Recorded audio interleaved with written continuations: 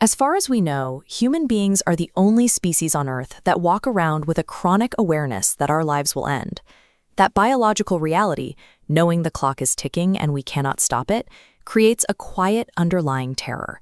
It is an existential pressure we have to manage every single day just to function.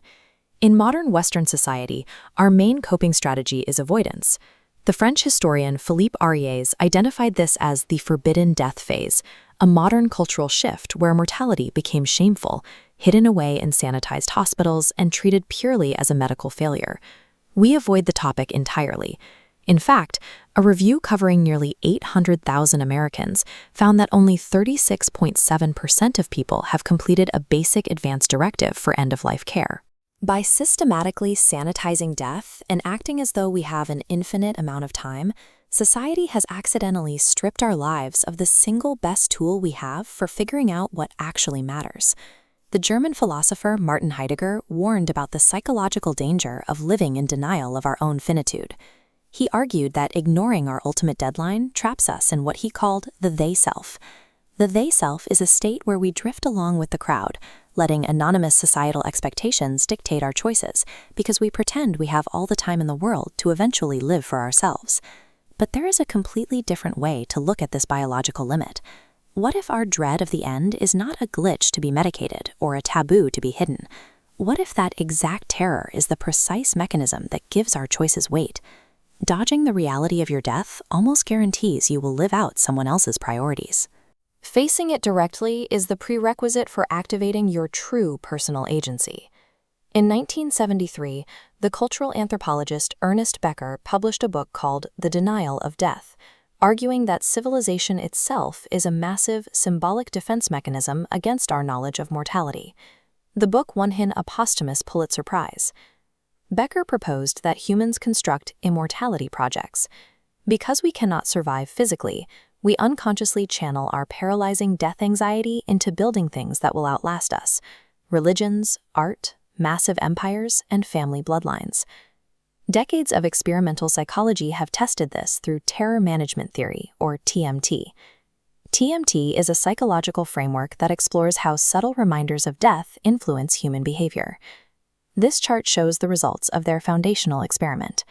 When municipal court judges were asked to set bail for a prostitute, the control group set an average bail of $50. But judges who were subtly reminded of their own death first set an average bond of $455, a 9-time spike, proving that death reminders make us fiercely defend our cultural rules.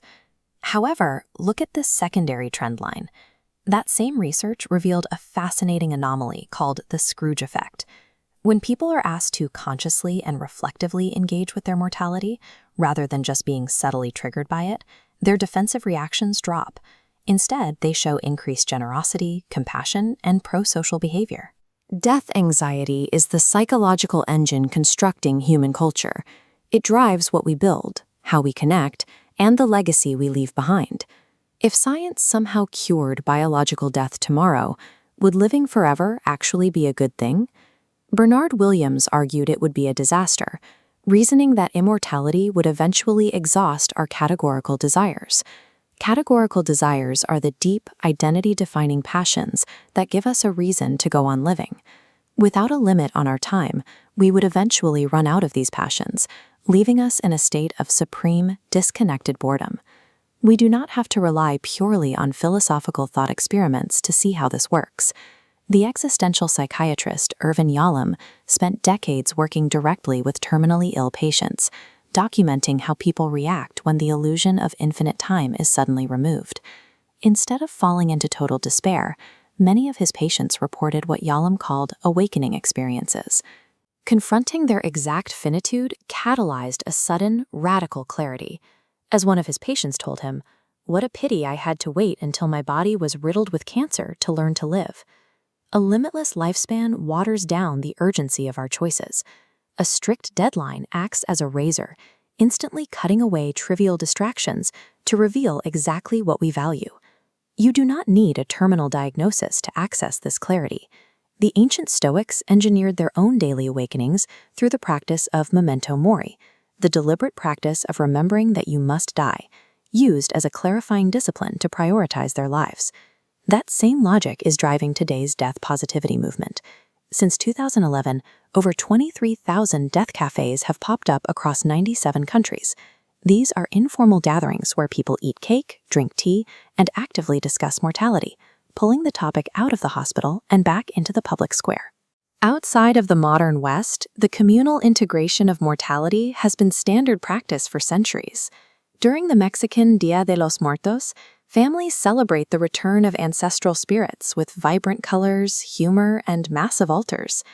Constructing an honest, open relationship with your own expiration date is the most effective psychological tool available to stop procrastinating on your actual life goals. The interdisciplinary study of mortality points to a stark paradox at the center of human existence. The exact awareness of death that threatens to render life meaningless is the only condition that makes meaning possible. The psychiatrist Viktor Frankl developed a framework called logotherapy. Logotherapy is a school of psychology grounded in the belief that the primary human drive is the pursuit of meaning. Frankl forged this concept while surviving the Auschwitz concentration camp, observing human endurance at its absolute limit. Frankl realized a definitive rule. Those who have a strong why to live can bear almost any how. By actively embracing the undeniable deadline of our lives, we can stop viewing death as a terrifying void to be managed. We can recognize it as a demanding teacher, forcing us to fill our days with purpose while we still have them.